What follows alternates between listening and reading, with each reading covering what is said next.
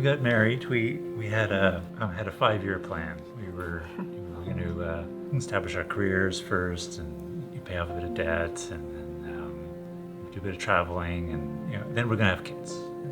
So we got to that point, and thought we'd start trying. So 4 or 5 months go by, and think, oh well, that's not so unusual, and some more time goes by, and you start to worry, and then a year goes by, and you start to realize we might have a problem here. Before you knew it, it had kind of overtaken life.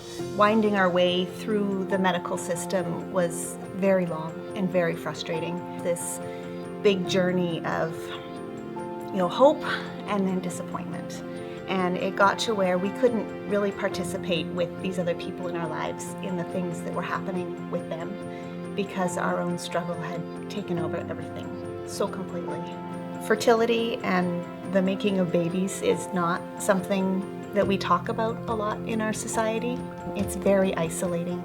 We took a very long time to start to let our family and our friends in on our struggle. We eventually got to the point where IVF, or in vitro fertilization, was our only option left. It's a very all-in kind of process. It's not covered by medical, so it's expensive. It's very hard physically. We really believe that God blessed that process for us. And after our first embryo transfer, we became pregnant. Yeah. And now we have Sadie, and she is 7, and she is wonderful. Yeah, we had a couple of very good years after Sadie was born, and we were very happy. We felt very blessed that we got to do what we'd wanted for so long to do.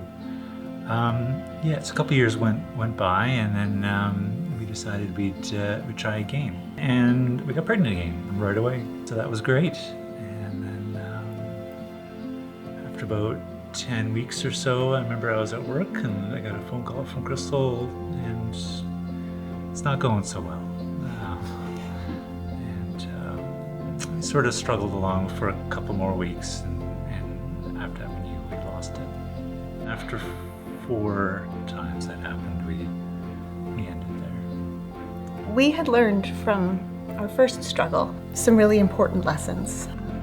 We got our support network involved right away this time, and that was a very big help, a very important step. With the 4 lost babies, we created a grief process for ourselves.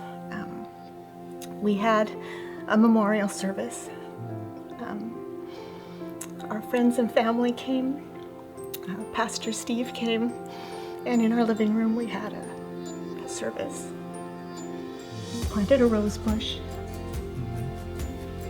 and it was the best thing we could have done to bring our close people in our life together to help us grieve. We like to say that God healed us once with joy by giving us Sadie, and that joy was incredibly healing. And the second time around, He healed us through a process of grief. I'd say I know from our own journey that the more we allowed other people to journey with us, and the more we opened up to family and to our closest friends to what was going on, that the easier it got for us.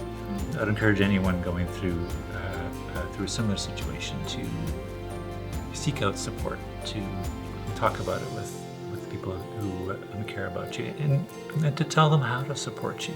We are more than happy to listen and to speak with anyone on a similar journey.